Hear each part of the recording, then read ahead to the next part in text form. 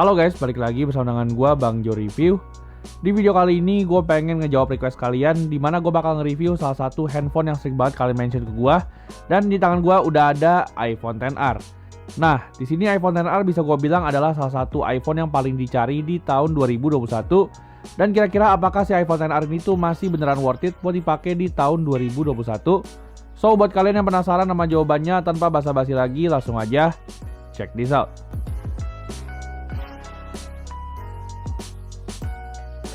Pertama-tama seperti biasa kita bakal bahas dulu mengenai desain dari si HP ini. Nah, kalau menurut gue pribadi desain dari iPhone XR ini tuh masih nggak ketinggalan zaman meskipun kalian pakai di tahun 2021. Dimana kalian bisa lihat di sini desain dari iPhone XR ini tuh kelihatan elegan dan juga cukup premium. Meskipun menurut gue kalau dibandingin dengan saudaranya di sini iPhone XR ini tuh kalah premium. Nah, di sini kalau gue lihat dari segmentasi desainnya pun di sini iPhone XR ini tuh lebih ditujukan untuk anak-anak muda. Karena HP ini tuh punya banyak varian warna yang cocok banget untuk karakteristik anak muda. Untuk build quality-nya sendiri di sini iPhone XR ini juga nggak kalah dibandingkan dengan saudara-saudaranya, dimana dengan bodi kaca pada bagian depan dan juga belakangnya dan juga frame aluminium, HP ini juga disertai dengan ukuran yang cukup compact sehingga kalau dipakai untuk satu tangan pun HP ini juga masih cukup nyaman. Tapi kalau menurut gue pribadi tentu aja iPhone XS itu lebih nyaman ketimbang iPhone XR untuk penggunaan satu tangan. Secara ukuran iPhone XR ini tuh emang lebih besar ketimbang iPhone XS. Lalu lanjut ngebahas soal layarnya. Di sini layar dari iPhone XR tuh memiliki ukuran layar sebesar 6,1 inci. Dan untuk panel yang dipakai sendiri HP ini tuh masih pakai panel IPS dengan resolusi HD+. Meskipun HP ini tuh menggunakan panel IPS, tapi kalau menurut gue pribadi untuk kualitas layarnya sendiri HP ini tuh sebenarnya masih cukup bagus. Dan bahkan gue itu nggak ada komplain sama sekali mengenai kualitas layar yang dihasilin dari si iPhone XR ini. Di sini layarnya ini tuh tetap tajam. Dan kalau menurut gue pribadi reproduksi warna yang dihasilin dari iPhone XR ini tuh juga kelihatan cukup natural. Intinya untuk kegiatan nonton HP ini tuh cukup nyaman. Karena HP ini juga didukung dengan sektor audio yang menurut gue tuh cukup bagus. Di sini iPhone XR dibekali dengan setup dual stereo speaker. Dan kalau untuk output suaranya sendiri menurut gue HP itu memiliki output suara yang cukup kencang dan juga cukup jernih. Di sini yang gue suka bass yang dihasilin dari iPhone XR ini tuh lumayan berasa. Dan buat kalian penasaran dengan contoh kualitas audio dari iPhone XR, kalian langsung aja bisa simak di video berikut ini.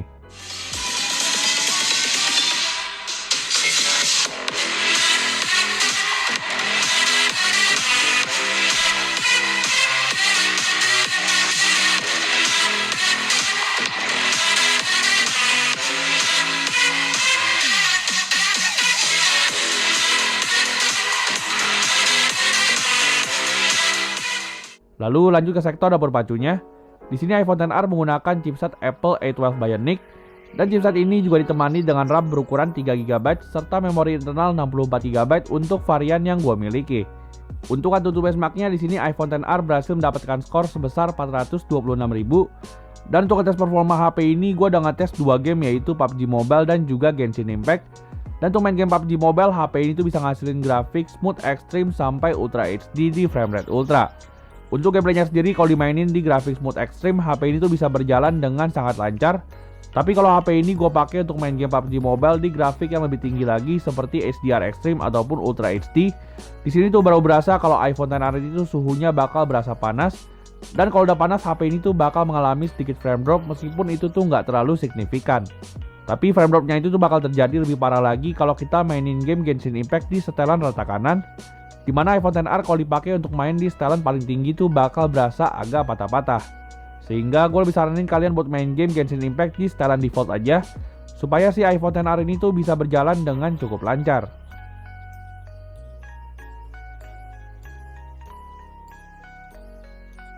Lalu kira-kira gimana experience pakai iPhone XR untuk kebutuhan sehari-hari?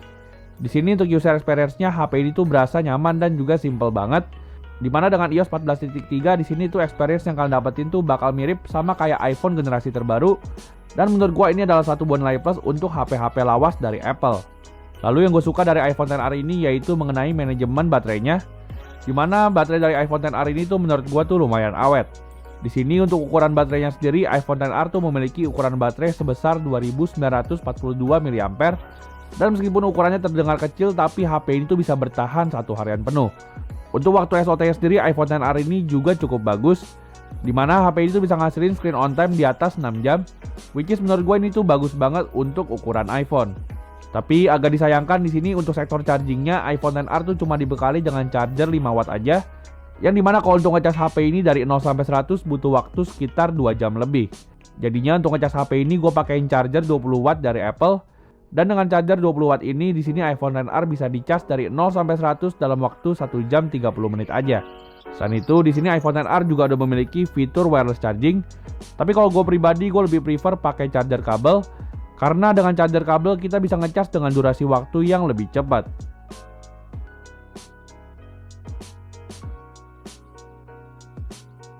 Lalu lanjut ke sektor kameranya. Di sini iPhone XR cuma dibekali dengan setup satu buah kamera belakang aja, dimana untuk kamera utamanya HP ini tuh memiliki kamera utama sebesar 12 megapiksel. Untuk hasil fotonya sendiri di sini iPhone XR tentu aja masih bisa banget buat diandelin di tahun 2021. Dimana menurut gua untuk hasil fotonya iPhone XR ini tuh mirip banget sama kayak saudaranya yaitu iPhone XS. Dan untuk kualitas fotonya di sini iPhone XR memiliki tone warna yang natural dan juga memiliki detail yang menurut gua tuh oke banget. Namun di sini iPhone XR tuh nggak memiliki kamera telefoto, sehingga untuk zooming HP ini tuh cuma bisa sampai 5 kali aja.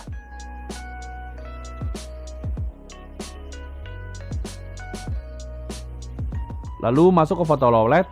Di sini iPhone XR sama seperti saudaranya juga nggak memiliki fitur night mode, sehingga untuk hasil fotonya di sini iPhone XR ini tuh cenderung gelap.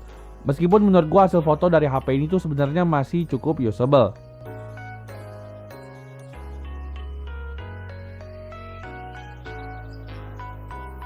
Lalu lanjut ke sektor videografinya. Di sini iPhone XR bisa ngerekam dengan sangat stabil di resolusi 1080p 60fps, dan untuk resolusi 4K 30fps-nya pun HP ini tuh bisa ngerekam dengan sangat stabil. Di sini untuk hasil videonya HP ini juga tajam dan juga detail. Tapi untuk resolusi 4K 60fps-nya HP ini tuh bakal berasa agak shaky. Sehingga apabila kalian pengen ngerekam di resolusi 4K, gue lebih saranin kalian buat pakai resolusi 4K 30fps aja karena hasilnya tuh bisa lebih stabil. Lalu lanjut ke sektor kamera depannya. Di sini iPhone XR memiliki kamera depan sebesar 7 megapiksel, dan untuk hasil fotonya menurut gua iPhone XR ini tuh layaknya seperti iPhone pada umumnya, dimana menurut gua untuk hasil kamera depannya HP ini tuh bagus banget. Di sini kamera depannya ini tuh tajam dan juga natural, dan menurut gua untuk urusan kamera depan iPhone XR ini tuh bisa banget buat diandelin. Lalu untuk sektor videografinya di sini iPhone XR bisa ngerekam hingga resolusi 1080p 60fps. Dan buat kalian yang penasaran dengan contoh perekaman kamera depan dari iPhone XR, kalian langsung aja bisa simak di video berikut ini. Oke, jadi ini adalah contoh perekaman kamera depan dari iPhone XR, dan ini gua ngerekam di resolusi 1080p 60fps. Nah, kira-kira gimana nih untuk stabilisasinya dan juga untuk audionya? Langsung aja kalian bisa nilai sendiri gimana hasilnya. Thank you. Oke, jadi tadi adalah hasil foto dan juga video dari iPhone XR. Dan menurut gua untuk hasil foto dan juga videonya iPhone XR ini tuh masih layak banget buat dipakai di tahun 2021. Lalu lanjut ke sektor yang terakhir yaitu mengenai harganya. Di sini iPhone XR apabila kondisinya second dan juga garansi internasional, di sini iPhone XR tuh dibanderol dengan harga mulai dari 6 juta aja. Sedangkan untuk yang garansi resmi iBox di sini tuh iPhone XR dibanderol mulai dari harga 8 juta. Dan dengan harga tersebut menurut gua tuh iPhone XR masih worth it banget buat kalian beli di tahun 2021. Selain itu HP ini juga ada memiliki fitur IP67 yang bikin HP ini tuh jadi lebih tahan terhadap cipratan air.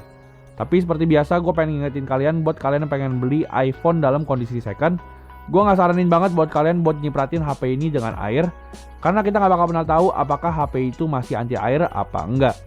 So kira-kira segitu dulu aja video kita mengenai review dari iPhone XR di tahun 2021. Like kalau kalian suka dengan video ini dan jangan lupa subscribe channel ini. Kita jumpa lagi di video selanjutnya. Thank you.